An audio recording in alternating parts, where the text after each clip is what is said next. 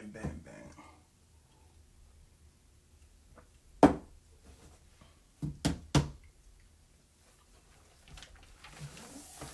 Zigzag. What's going on? Oh, I didn't even finish this. Okay. Kenzo, what up? Bang, bang. Bang. Hey, what's happening? Oh, shit. I got the family in the house. Brooklyn Kettle, what's good?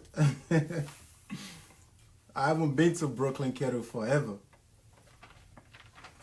Hopefully, after all the madness, we can get back into it. You know?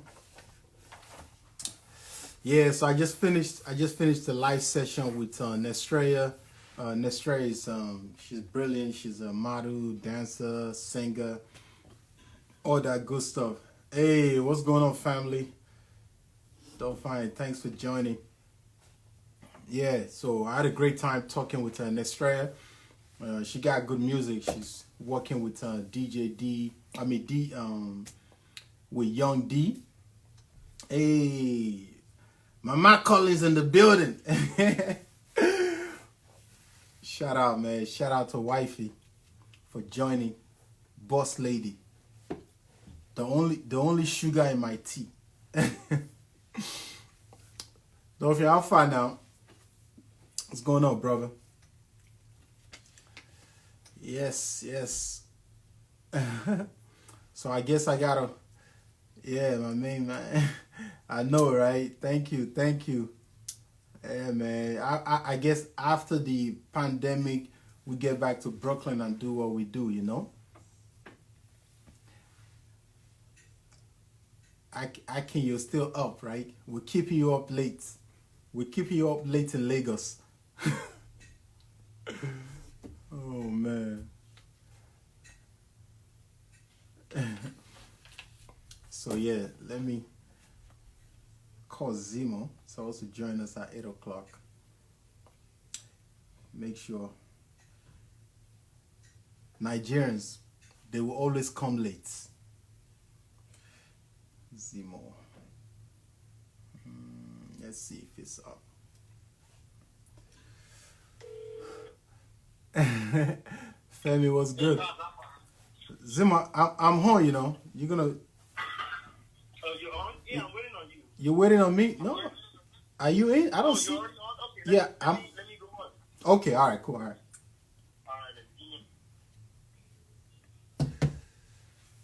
We outside. K-Less for real, right? Oh, man.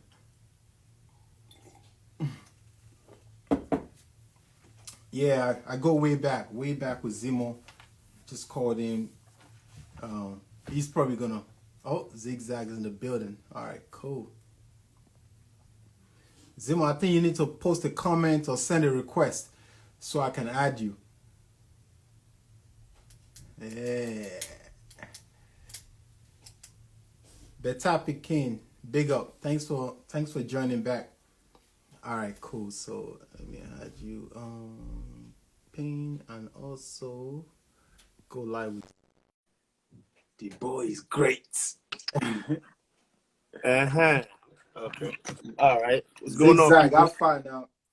I'm up in the studio right now, up in Run the Tracks. Hold on 1 second. Let me get this. Let me get this camera right. So everybody Heidi, shout out to Demi, shout out to Heidi. You know, Brooklyn, everybody here, see man. Me nice? Good. DJ Nani, Yeah, all right, we're good. What's going on, guys? What's popping, man? Yeah, let's get into it. I've been enjoying your live. I've been enjoying your live sessions. I've been turning up, man. No, we're just doing a little something. Yeah, just so all your listeners know, we're going into all the gist in New York, New Jersey, DC. I know everything. I've been around that long, so all the juice tonight is going down. It's going down tonight. Whatever you guys need to know, drop the whatever. I don't talk a lot. We're gonna talk about. We're gonna talk about a little something tonight. we talking about New York tonight. All right, cool. So before we get into all of that, Yeah. For a lot of you guys, I don't know. I've known Zimo, like I would say maybe like as long as I've been in America, like going to 2 decades. I go way back with him. From we started the NEA together. Even before starting the NEAs, I was doing events. Zimo would come through. From Philadelphia, we did all of that. Ran to Nigeria together, did a bunch of stuff. You know what I'm saying? Zimo started 745 Entertainment back then. I'm talking like years ago. Early years ago, man. He did 745 Entertainment. Zimo was one of the very few Nigerian DJs that I know that gave up his job 9 to 5 and got into DJing full time. Also, I think you're one of the first that started the whole you branded Zimo weddings. Yeah, DJ Zimo weddings. Yeah. DJ Zimo weddings. You did that at a very, very early stage before a lot of the other DJs started doing it, man. So yeah. So and did I miss anything? Anything else? I didn't have the awards. You got a couple of awards. I didn't have that. So yeah, definitely. Yeah, I did that. And I had the Zigzag show. Still have it. It's probably gonna come back up because I moved to Atlanta. So still have it. I'm about to kick it off. I'm actually at Run the Track Studios right now in Atlanta. Shout out to my boy Run the Tracks. So me and him, we work over there again. Yeah. So Zimo, the very first, I think the very first Under the Rock radio show we did that together. Oh, that is so true. Yes, so true. Yeah, I need to highlight some of those early mixes, man. I just need to even hear it to remember what I was playing. Pay me for I don't have those. You have to pay me for some of those. I got like the hottest collection of DJ Zimo mix. Yes, sir. Like and Aki Balari, the mixtape, the mixtape, that mixtape. You're the first one before everybody else. It was dropping mixtapes back then, original tracks too. Of course. But Zimo, we have to talk about it. I know before we get into all your stuff, but when did the whole thing started for you in terms of music, in terms of being a DJ? When did that start for you?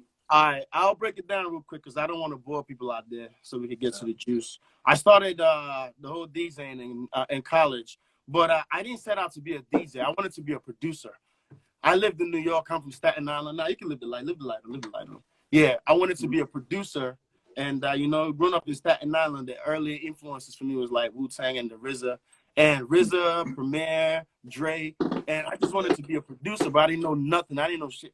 I'm gonna curse a little bit because we're here together. So I ain't know shit about music. I ain't know shit about nothing. So the only thing I really knew I could do was, just start collecting records and playing around. That's how I got into music. So I used to just buy a record, all these weird records. I still have a lot of them too, weird records and everything like that. And then from that, all these white girls in my college back and say, yo, can you come do our prompt for us? DJ here, DJ there. And then I didn't really have all that shit. I'm going to tell you guys one funny story. So I didn't really have any of this house music and pop music. I went to all white school. So what I did was I went ahead and I took my PlayStation. I had all this. There was a CD called Bad Boy Bill, DJ Bad Boy Bill. He had all this white music. So I used to go and DJ with a PlayStation. And then that's how this one white boy just came up to me. What are you doing, DJing with a PlayStation? And he started laughing at me, and they called me DJ PlayStation. So I got so pissed off, I said, you know what? F this shit. The next semester, with my refund check, whoever knows about refund checks out there, with my refund check, I went to the store, bought my first turntable, with my mixer, I bought a whole bunch of records with my freaking refund check.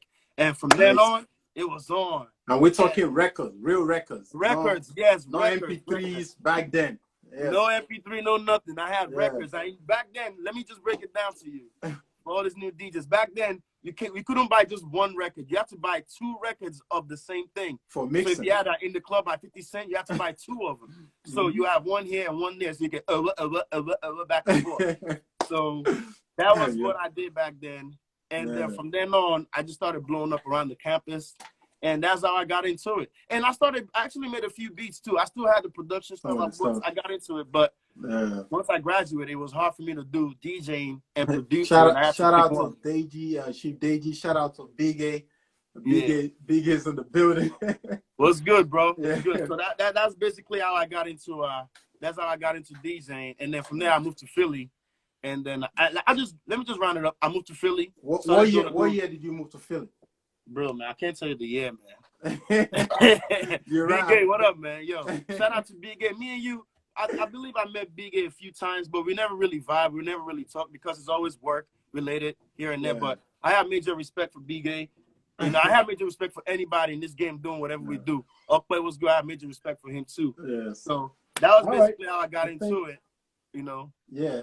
That's pretty much it. Moved to Philly, started doing my shit in Philly. From then, started going to DC, started killing shit in DC, entered New York, and started killing shit there. If you guys want me to elaborate on just let me know. No, I thought it was important just for people to know, to see the timeline. You know what I mean? I think it was around maybe like 2002 you moved to Philly. Like 2002. Yeah, because I remember from when I was doing party in Brooklyn, 04, you used to come from Philly from back then to come. Yeah. Cool. Let me tell you a funny story about my early days in New York, because people just say, Zimo in New York, how did that happen? Okay, the first person to give me a shot in New York, it was Langston Hall, and it was an event I did with, what's his name? Oh my gosh. Abby? Oh my God. Abby used to be there back then? No, who was it? I'm gonna give you his name. But I did an event in Langston Hall. That was the first party I did in Brooklyn, Flatbush. Crazy party and everything else like that. And that party was so dope, they actually brought out a girl and started doing painting. They started painting all her body, butt naked. I can never forget that party. So that was one of the first things I did. And I did another big party I did was the first Independence. Is not from NY, it's from Staten Island. Better people said the same thing. Yeah. First Independence party I remember doing was at Amarachi Hall. This was with Tunes. Mike Tunes. It was me and Tunes. I remember. It was you? Yeah, it was me and Tunes. Yes. That party was packed, man. We got money that day, they man. shut us down, literally. Like, it was because the area was residential. Yeah. Yeah. That party was whoo. Me and Tunes, yes. Yeah, man. And then from then on, that was my first party in Brooklyn, actually. Oh wow, that's crazy, man. That was my first party in Brooklyn. That is crazy. Franklin on Franklin Avenue, yeah. Oh, that's crazy. Yeah. That's crazy. Yeah, from then on, I remember I wanted to work with Big Moose back then, but Big Moose had all these Jamaican DJs, and Big Moose felt like they were the biggest things ever. You couldn't touch them or nothing. So I used to just come in there, look around like, all right, cool. So then when one of these guys' family member, Ayo, A-Y-N-Y, Ayo, he's in Houston now. One of his younger brother, G, was like, yo, Zimo, he came to Philly to hear me play. Yo, you hot as hell. Why don't you do more parties in New York? I said, holla at your man Moose, man. What's up? So that was when I went to do one of Moose's party, and that's when the whole craziness started. It was Moose and Ari Entertainment. Was that in the city? Was that party? That wasn't in the city. The Moose party was, I believe it was somewhere in Brooklyn or Queens. I don't remember. But yeah. What do you remember? Back those then, girls? it was just Jamaican music. All they wanted to hear, y'all wanted to hear back then was Jamaican music. They thought, because the Afrobeat wasn't as big.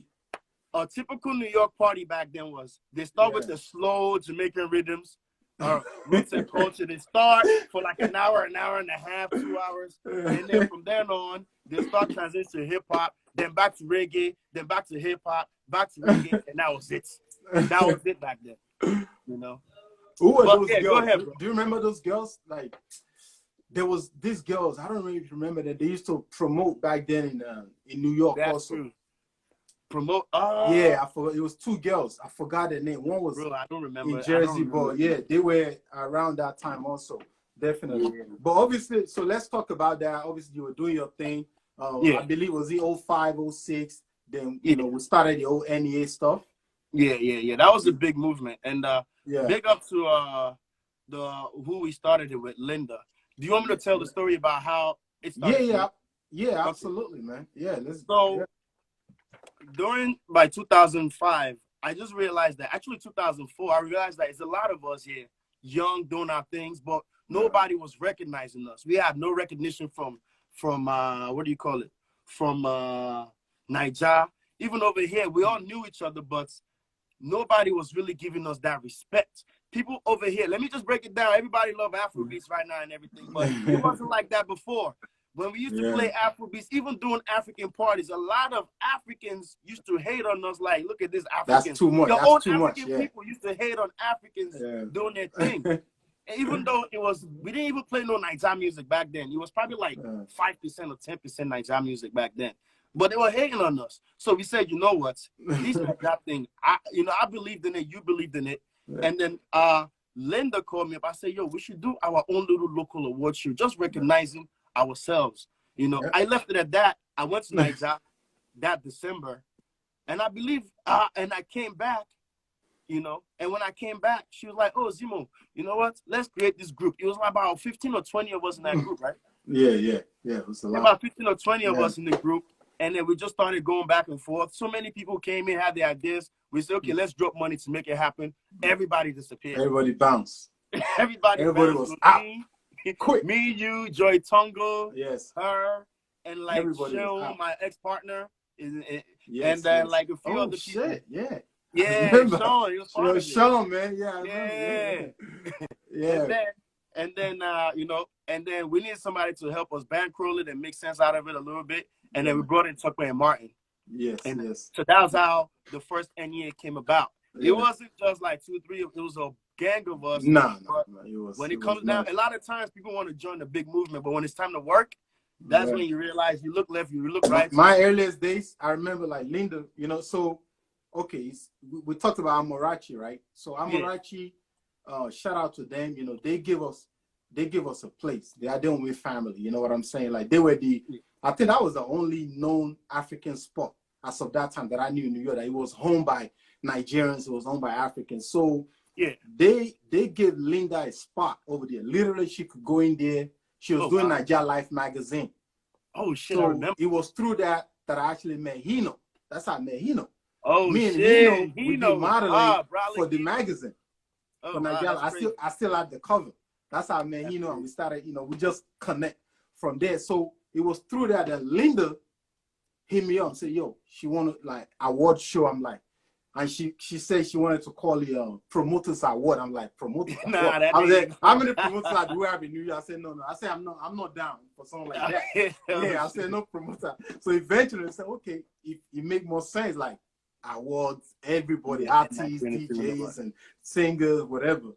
Yeah, and it connected with, you know, all of us came together. But yeah, that was like historical moment. Okay, let me get to the gist. I got a gist for you guys. The first NEA award show, because I just remember the gist, but I never really speak on it because I don't like, you know, I just do my thing, roll out. Remember what happened at the first Nigerian Entertainment Award show? Let me see if you remember. What was the name of the hottest group in Nigeria during that time that was in Maryland but didn't want to come for the show? Based in the US? No. They were from Nigeria. They were around in DC, Maryland. We invited them to the first NEA show, but they did not want to come. Oh man, I don't remember. Styles Plus. Shit. Yes. Because the first time they tried to come, they didn't get their stuff. No. I'll break it down to you. Here's what happened. Yeah. We invited Styles Plus to the first NEA. They were like, pay us or this and that. We were like, it's the first NEA awards. Like, guys, come. They was like, no. What? Oh, man. They didn't show up. We had all these other stars and everything else like that. And then we had the after party, biggest club in DC. What's the name of the club? Let me see if you remember. Oh man, I don't. But I know that's where the Dreams. We had it at Dreams. They bounced. Dreams is where. If you guys don't know where Dreams is, Dreams was a club that could hold like over like 3,000 people. Yeah, Dreams was huge. Yeah, he had like 3 or 4 floors. If you're from DC, you know what I'm talking about. Yeah. So all these clubs you guys go to today, they are not clubs. I'm telling you, they are rubbish. Dreams, 4 levels. Yeah. So at the after party, now all of a sudden, who's calling us that they want to enter the after party? The whole place, the award show was packed. After party was packed. Styles Plus was calling us, yo, please, we want to enter any after party. They didn't come to the event. All of us said, hell no. We invited you to the show, you didn't want to come tonight. Hell no. I said, we said, hell no. But I live outside the beggars, the enter shop. Yeah. Who was it? I got another question for you. So now I'm going to interview you. Who was it that freestyled on a beat and killed the whole after party? Two-Face. Yeah, you got that. Two-Face. Right? Yeah, that was crazy. Two-Face came there. Yeah. Two-Face killed that shit. Killed the first NEA after party. Yeah. Crazy. Yeah. And after that, Styles Plus, one of them hit me on the shoulder and said, bro, next year, please, man, invite us, man. You must come to this award show. This thing is mad. But then guess what happened the next year? Let me give you a gist about Star Plus, right? All right. Nigeria Independence, New York, right? We're going to bring an artist. This was the first time we ever talked about. I think as of this time, I don't even think we've had any artists come from Nigeria and perform in New York, as in come and do a concert. Star Plus, we booked them. Something crazy happened. They didn't get their visa at that time. Oh, wow. This was Nigeria Independence was in Brooklyn. It was where Milk River is now, but it wasn't Milk River. It was just like a warehouse. Oh, wow. You know what I'm saying? It was a warehouse. It was like some back door to get in there. I will never forget that event. It was when I realized that there's an opportunity to do concerts in New York. Moose had never done any. He's done parties, but he didn't do any concerts as of that time. So they didn't show. But the amount of people that came out to see them. Oh, wow. It was so much people that a fight broke out. That's crazy. The police came. I was in tears, like physically in tears. Like they had guns to my head. It was mad. So I just looked. I was like, oh, shit. There's something to this Afrobeat. We have something here, man. And right after that, the first thing I did, that was when I teamed up with my friend Kunle, and we formed Fresh Jives. So my first introduction to entertainment in New York, it was Fresh Jives Entertainment. And we called it Fresh Jives Entertainment because the whole thing was not to, because Moose was doing parties. Those girls, I don't remember their name. Omoge, that's their name. Oh, shit, Omoge, they were doing parties. Aria was doing parties, Jerry Akimbola. So I didn't want to come here and do, so my focus was like, yo, do events. Wow, that's how we started Fresh Jives. Nani, what up, man? What's going on, Nani?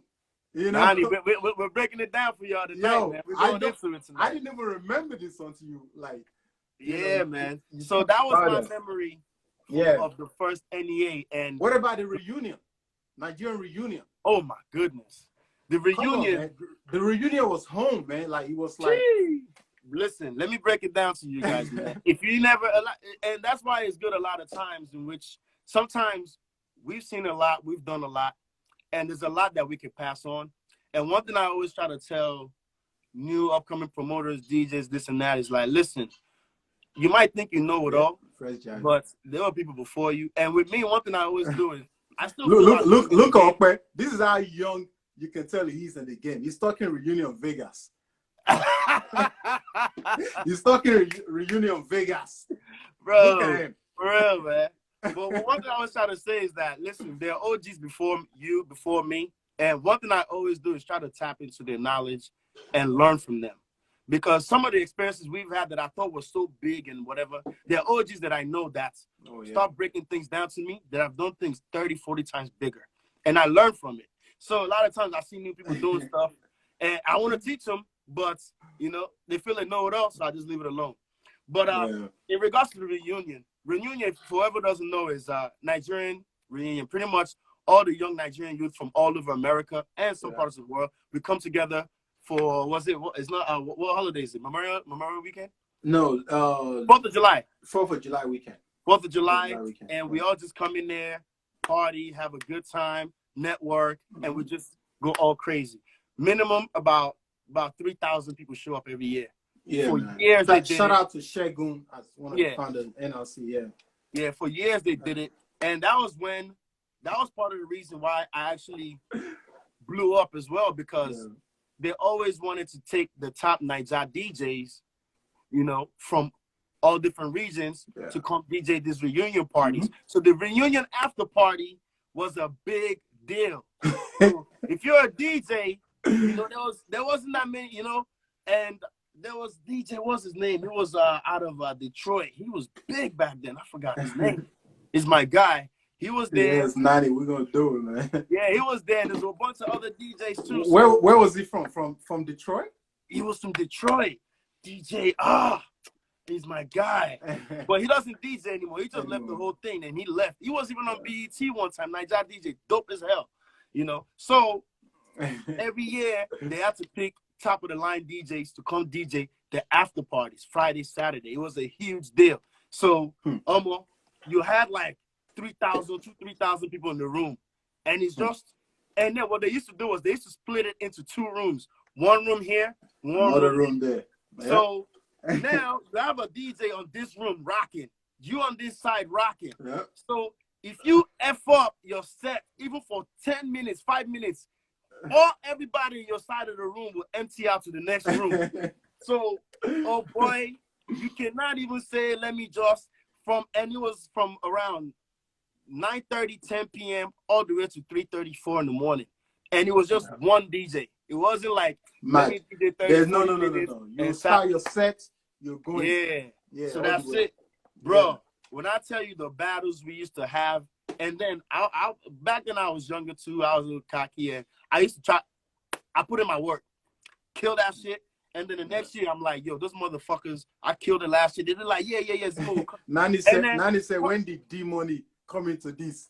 Anyway, I heard he's been around for so long. D-Money came in, I believe around like 06. Let me tell you, I've almost had to stop physical fight between yo, let me break it down to y'all. Between Zimo and D-Money.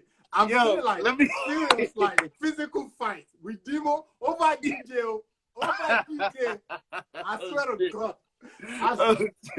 Let me tell you where it happened.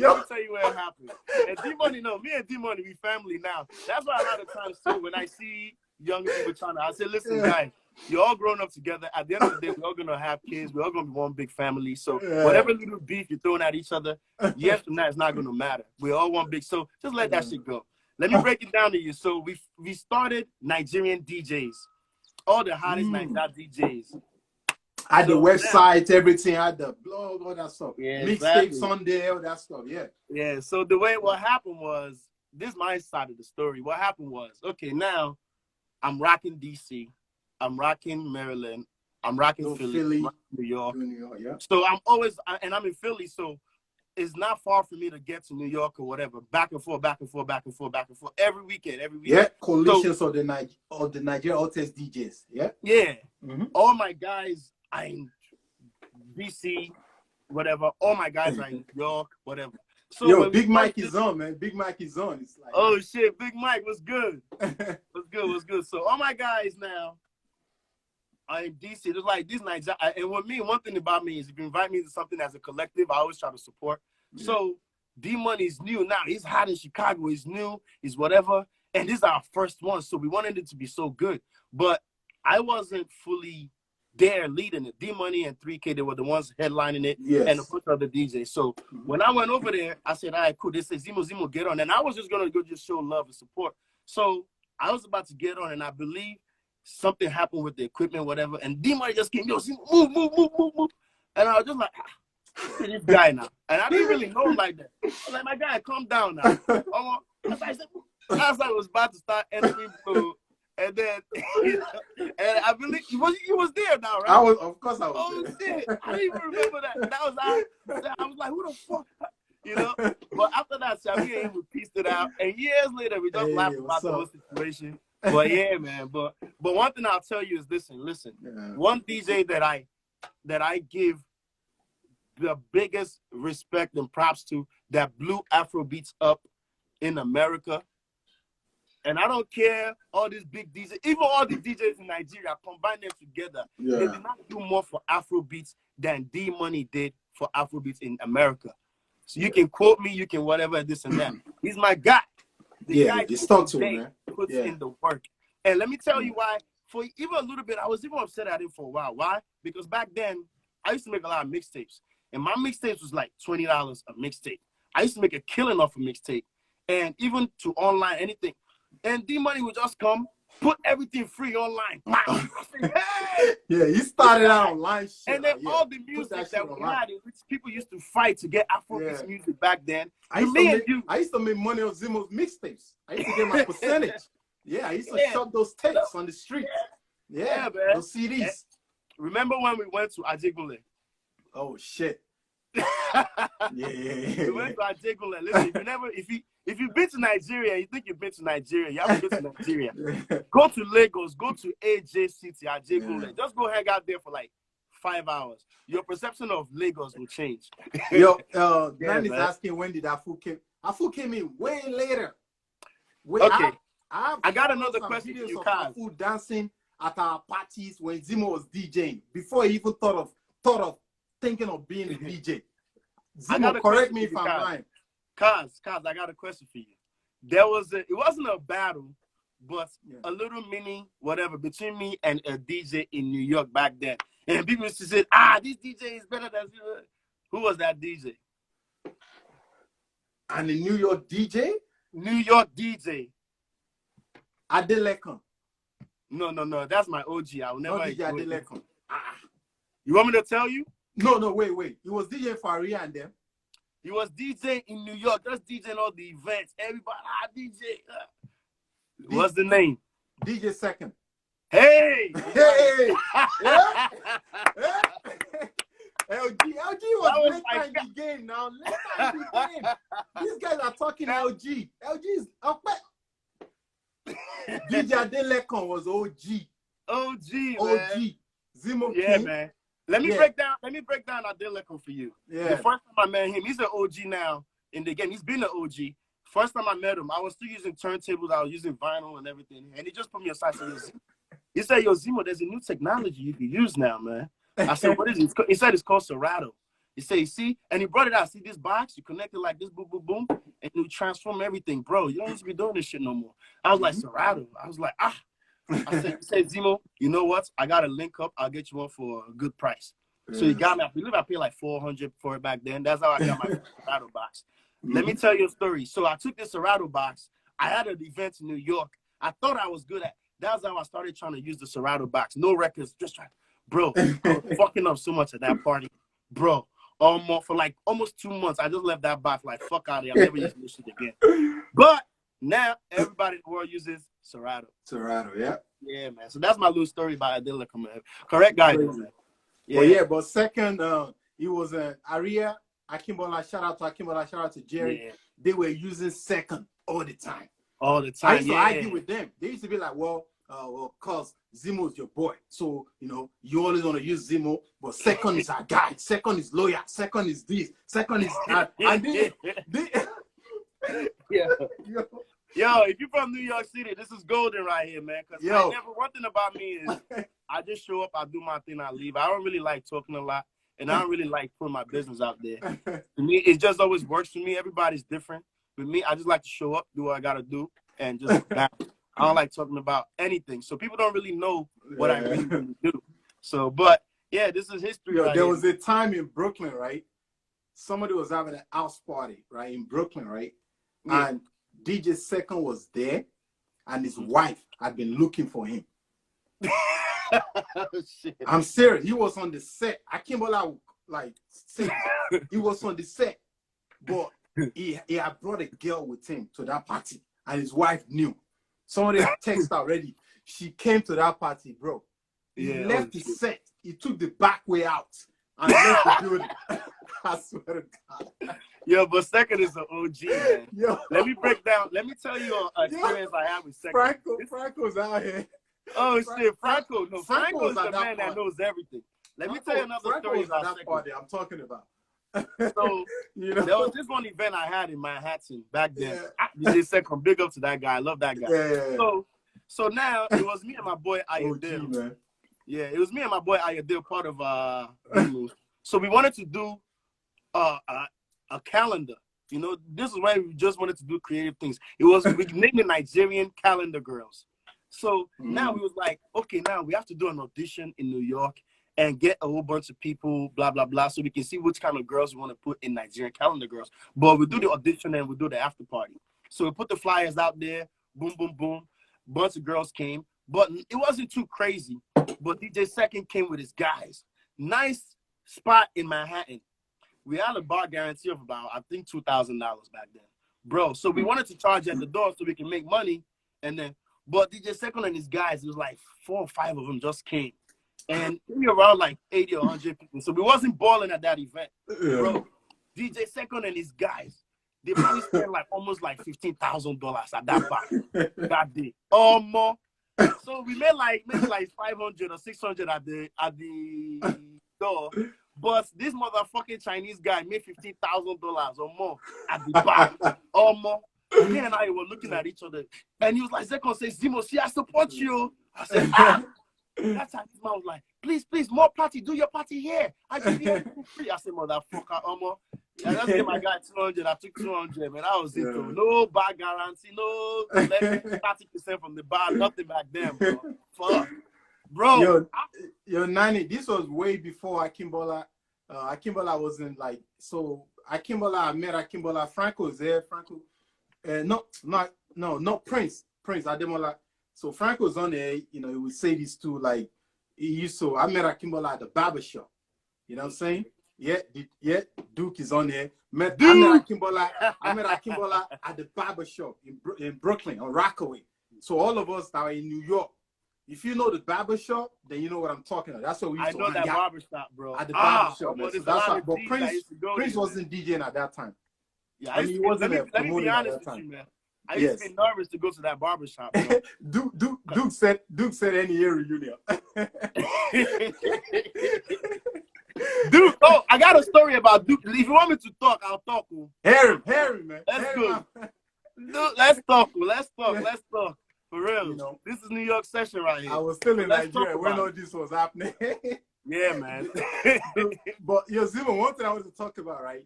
Yeah. Remember one of the NEA's party when Iceberg was there, and then the battle happened with him and MI. Let's talk about it, because that was people don't like. So let me just break it down to you back then. Iceberg Slim was a New Yorker to the core. Dope ass lyricist. All his music, I loved all his music. I loved his energy, you know. So then Iceberg did back then. Whenever they send you music, they'll send you a cappella. They send you instrumental, and they send you the main songs. It's not like now in which you just go to Not Just Okay. And back then, they used to hunt you down, because if you don't put it on your mixtapes, people didn't know about it. So Iceberg Slim, he did a song, and he sent it to me. And then he had a cappella and everything. I was like, this song is dope, but this beat is not catching this song. So there was a line in there that he wrote, am I better than am I? I don't know. Am I? Maybe you should ask, am I? So he put that line in the song. That was just one of the lines on the record. So yes. This line is crazy. So I took a beat, and then I took that part and I looped it. He did a whole song, and I just kept looping that part. Am I better than am I? I don't know. Zimo, I was there at the house in Philadelphia, Southeast, at the crib. Oh shit! We'll talk about that later, but I was there. You had to say in the middle of the house. Yeah, you were about shit, bro. Yeah, turn into a hook.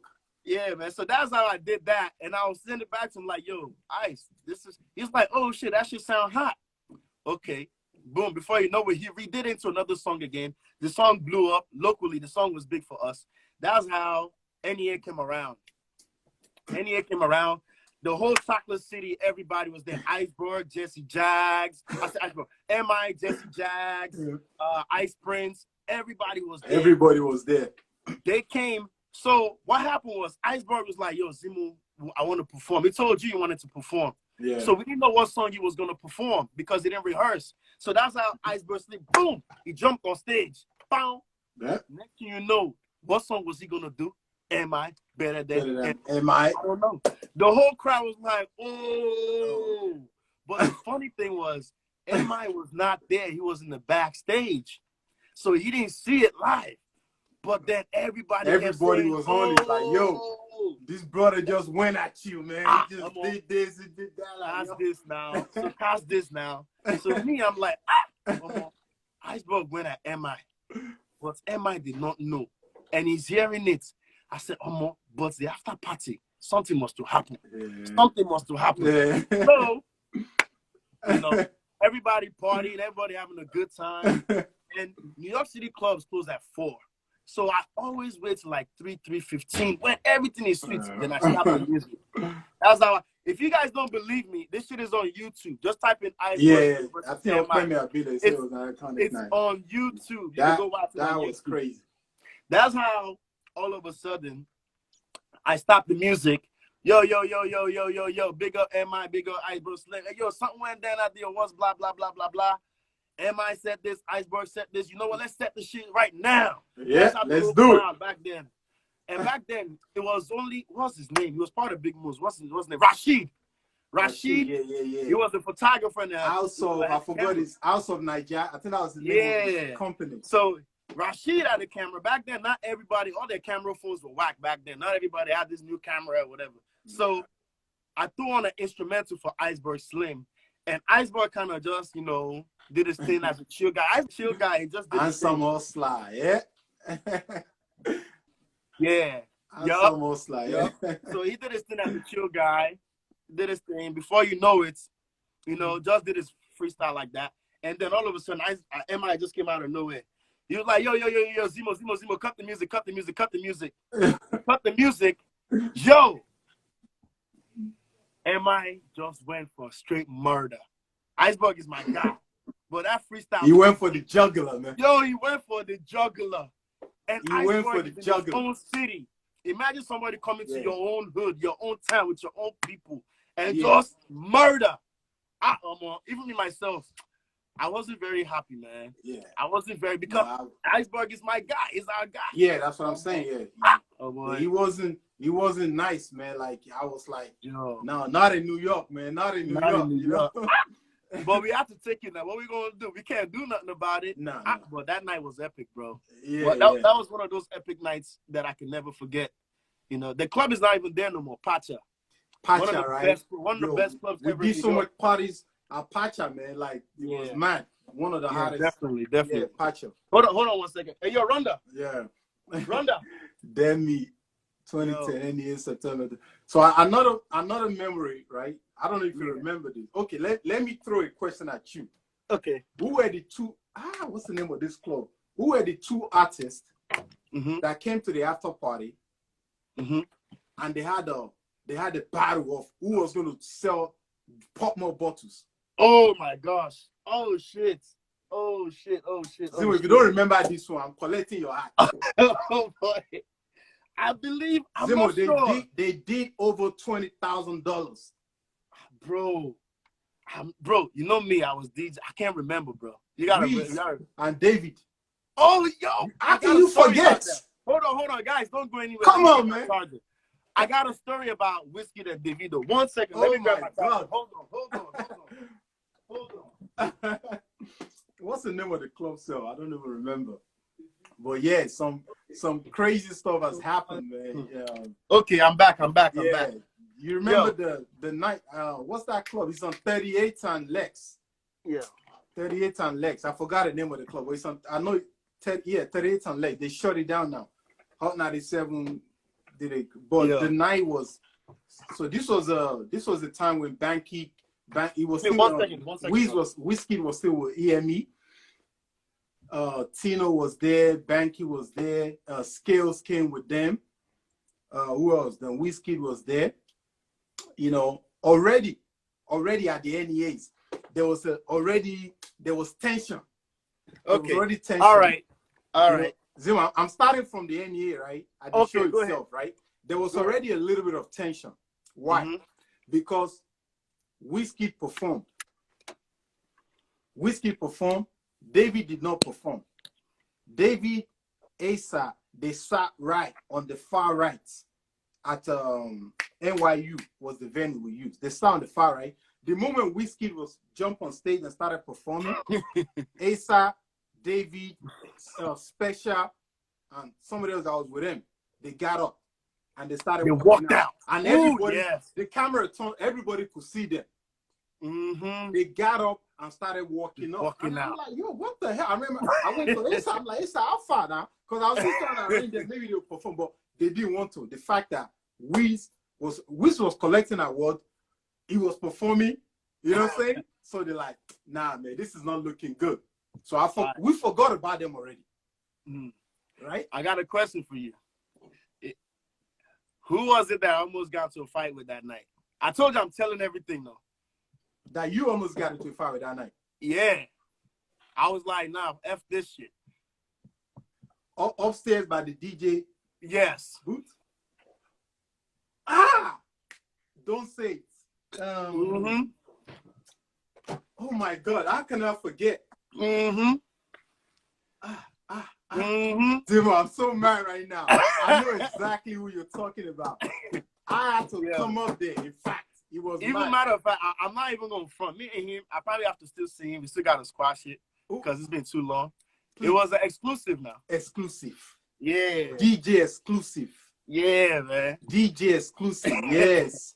I don't want to tell you the story. You tell the story. Yeah, I'll tell. I mean, he was mad. He was mad. Okay, so NEAs, anybody that's been to the NEAs, Zimo is a co-founder, is a producer, is the main official DJs for the NEAs. Period. When we're DJing, he's got a set plugged in. Exclusive, who's DJing for Wiz and EME that night, it's like, oh, I'm gonna plug in my own laptop. And we've had major problem with that thing. When the production is going on, you bring in your set to stick it in, it messes everything up, it stops the music. And with Serato, you know, you have to reload everything. So Zimo's like, listen, you can plug your stuff here, you can use my system, whatever. You know, the shit, he kind of got out of hand. Exclusive was feeling, and at this time, he wasn't, I think he won the NEA at that time, right? Yeah, no. He was even you, it was your fault. It was you that fought for Exclusive. I say, no, he's the big, he must win the award, he must this. Exclusive did not become big until he won the NEA award. At that time, if you didn't win the NEA award, you were not recognized yet. Definitely.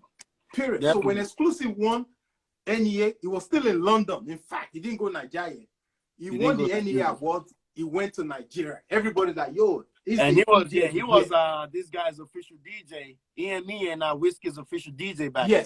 Yes, back then. So he was. So, but then the thing was like, yo, Zimo is the king. He's here. I'm bigger than him now. So the ego was there. It was mad. Yeah, the nigga was like, what the fuck is this show? Yeah. That show's than this. I was like, wow. Yo, this is at NYU. This is on top, like it's on like an upper deck. So it's like everybody could see. I'm like, oh my God, what the? Yeah, man, this is golden right here. I'm telling you, I'm telling everything, man. Yo, but you know, it's crazy. Later, you know, I still see it. What's up? You know, yeah. But yeah, that was heated, man. That went on for a minute because I remember it came through again, and it was always tension between you two, man. You know, you did a lot for DJs, man. The NEAs. Another DJ I gotta talk about, DJ Obi. You know what I'm saying? Yeah. Obi got made at the NEAs, 100%. You know what I'm saying? It was when DJ Obi won the NEAs also, that's when everything started happening for him. That's when he went to Nigeria, all that stuff. Obi, one thing I like about Obi is there's a lot of, one thing I have to, since we're talking about DJs, one thing that I don't think people really, in America at least, do is they don't appreciate their DJs enough out here. Till they go here or they go here, whatever. You guys gotta really, really support and show love to your DJs. The reason why I say that is this: Nigerian DJs, to me, the premier ones, whatever, I think they're basically the best DJs in the world. Here's why: there's no Yankee DJ that can play hip hop like I can, because I know hip hop like the back of my hand. And if you pick up LG, when I hear LG set, LG will be killing shit, whatever. And all the DJs, D-Money, or this and this and this. So hip-hop, we got it on lock. Dance hall music, we got it on lock. We have to. If you're from New York, I don't care who you are, you have to know soca like the back of your hand. You know? You got soca on lock. If you're in New York, also Haitian music and all this other stuff, you got to know it. You know? When it comes to Afro beats, you know it as well. So when you go to that's why everybody loves coming to an African party, because Afrobeats DJs, you know, we kill shit. Everybody's happy. So, but, you know, when it comes time to get recognized or for this or for that. So who's like So it was yourself, D Money, 3K, Adele Konagon, DJ Second around to Nigeria at this point. You know what I'm saying? You know, you advanced to Nigeria. Like in terms of the when the new cat came on, I said the new cat, even though right now they're like OGs in New York. Like, but they're all OGs, man. I respect all of them, 100%. LG, I respect. I don't even care if you just started DJing yesterday. As long as LG you do and shit, I'll show you maximum respect. LG, Afo. Yeah, you know, LG, Afo, and then after Afo, tunes started coming up. Yeah, it was after, and then after Afo, tunes, and then you have Nani, you know, everybody else. Nani holding it down now, Buka and stuff. Buka, I respect Buka a lot too. He's putting a lot of work. He's branding his Zimo, looking at from back then, right? What do you think has been the biggest impact in terms of just what's happening now from those reunion days, from the NEA's early days and stuff, compared to now? You know, I think the biggest impact is for me, is the acceptance of Afro beats and also of technology. We didn't have social media back then. No, we had Facebook. Yeah, but we didn't use Facebook. Was our Facebook, and passing out flyers, and Facebook was the two. Yeah, that's true. You get everybody. You have like 5,000. You can invite all your friends. Yes, now you can't. You can tag and invite everybody. Yeah, you know. So to me, technology and also Afro beats. Oh shit, Zamani's in the building, man. Yo, Ice was there that night when the battle. Yeah, I got a story about Ice Prince. Yo, Can when I the tell battle, the story? when the Let me battle tell happened. my story about Ice Prince. Ice Prince, I'm airing you out tonight, bro. When the battle happened about Ice Prince. All right, cool. So before me and Ice been cool for a long time. This was before Oleku. Me and Ice Prince were going back and forth. He was like, he used to hit me on Zimo, blah blah blah. My shit is hot. Woo, woo, woo, woo. I was like, yo, Ice, all your shit is hot. I got all your shit. I got everything. He was like, yeah, man, but I gotta get put on. I gotta get on. I said, all right, you know what I'm gonna do for you? I said, I'm gonna go ahead and make a mixtape, right? And then I'm gonna do it. We're gonna put it out. And then when I get to Nigeria, we'll collabo with blah, blah, blah, blah, blah. But I'm going to just do you a solid, do a mixtape for you. The name of the mixtape is called, and you guys can go, I can send it to you. It's called Ice Prince of Zamani Land. That was the name of the mixtape. Yo, so what I did was, Ice Prince had a lot of, he had a lot of features and a lot of everybody's stuff. So I used to take all his verses from every song he ever did. I would just take all his verses alone, cut everybody else out. Boom, boom, boom, boom, boom. Did a mixtape, and I threw it out there. Boom. So when I did that, and then I don't even think Oleku was on there. Either that or it just came out. It was like the last track. So I put it out there. You know, it made a little buzz. And then I got to Nigeria, and I was like, where's Ice? As soon as I got to Nigeria, boom! Oleku it's a wrap. Bro. It's a wrap. Ice is doing show here, doing show here. Ice, where you at? Doing show here, bro. Shit just changed overnight, man. Yo. So big up to Ice Prince, man, for real. Yo, well, one of the crazy, like, Big, I don't know if Big is still with us. Big posted a picture the other day, and it was me, you, Ice, and them, you know, in the picture. One of the craziest performers we had at NYU, it was still Ice, Jesse, and MI. Yeah. They came out, they were like, well, we don't want to do the same shit. They came out in full army fatigue.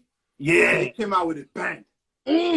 That's still one of the craziest performers at the NEA today.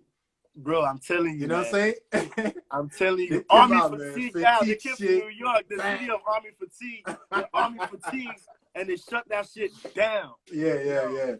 And you know what? You know what's funny? Let me just say something about Ice Prince and MI and Jesse Jack. Duke, if you don't translate, you know, one thing I have to say Corona I go send to you. there's always whoever, I don't know if they're ever gonna do another Chalk City or Chalk City, whatever. Whenever I watched, the last time I saw them was in Nigeria, the DJ as well. DJ Lambo was the DJ, and they did a whole set. This was at Q-Lux. Bro, it was one of the most magical shows I've seen. When they all get together, MI, Jesse, and Ice Prince, it's just something, man. It's like you're watching the Wu-Tang Clan whenever they come together, man. So, I don't know. I will even pay. I don't even matter if I could just see them just on the same track, or even just do show. Nani say get ice. I will get ice. I'll get ice. You know, but because let me tell you why. Let me tell you why I think they should come together. You know, like for example, I'm from Staten Island, Wu-Tang, and you know there was a time in which everybody wanted to do their own thing. They broke up, whatever. But the only thing keeping Wu-Tang together right now and making them money together is because of the unity and them coming back together again.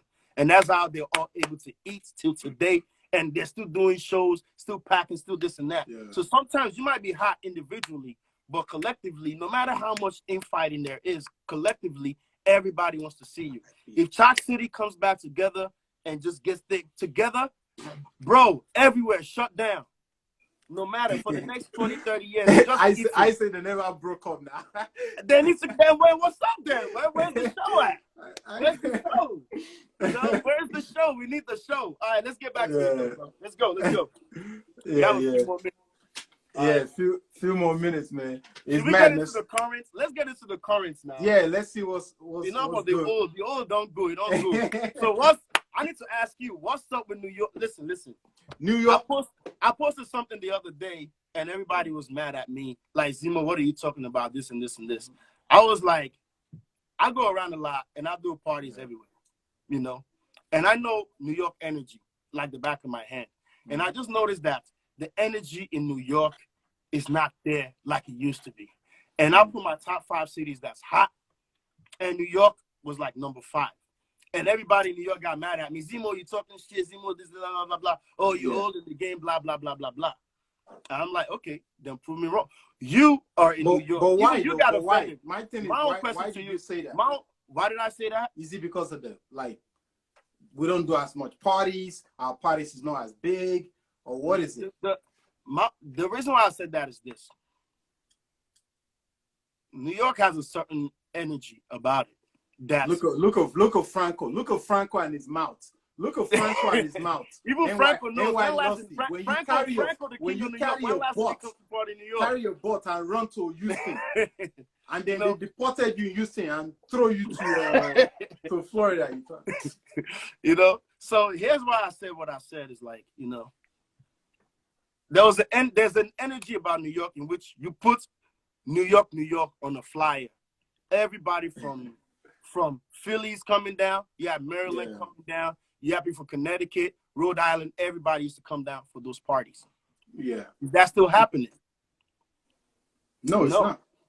Exactly my point. The energy that's But let me speak on that though. That's nothing to do with energy. That is just growth. Right? I got a question for you. It's growth. The main now there's more parties. The main borough in New York. Now we have Duke. Okay. You know, Duke another question for you. We have so many other promoters. Bro, there's parties every day. Bro, I got a question for you, bro. You mean day parties? Not like before. Day parties. I'm not knocking nobody. I'm not saying it's anybody's fault. Yeah. I think it's more of the city shutting everything down. But all I'm saying is the energy in New York. Well, it's like, why would I come? Why would I come? If I'm living in Philadelphia or I'm living in DC or in Connecticut, why should I come to New York when I have the hottest party on my block in my neighborhood? It's like, why am I going to Lagos from Abuja? Bro, the same reason why people from Philly go to DC to party every weekend. People from North Carolina go to DC to party every weekend. People from Virginia go to DC to party every weekend. All those places, Atlanta every weekend, everybody comes from all over. I'm saying New York is the capital of the fucking world. There's no reason why New York parties shouldn't be at least 400 or 500 deep every party, every weekend. Jay said it's because you're getting old and everybody moving to the suburbs. Shit, I ain't in the city. Right. It is what it is, though. But all the promoters out there in New York right now, I still got to give them props because it's not easy. It's definitely not easy. So, okay, I got a question for you. You're a promoter. You're in the city. My thing is this. As a DJ, we all try to come together, whatever. Yeah. There's been a lot of beefs with you promoters. Ooh, when did in New York. Starts? There's been a lot of beef in New York City since day one amongst you promoters. Why are y'all promoters so emotional? That's my question to you. Since you're a promoter. Well, I'm a kingpin though. I'm a king in this game. I'm far from a promoter. Think about this, right? Yeah. The life is about to end. Once the life ends, we got. I think the life is about to end soon. Once it ends, then we're gonna come back in. We'll come back. So think about it. When I started in the game, right? We talked about it earlier, right? I came into this specifically to do production, right? To do artists. I didn't want to just do parties, right? You know what I'm saying? So it was very important. Then at the same time as I was doing that, I was one of the first people that started taking pictures before Handsome Hustler, right? He took it from me.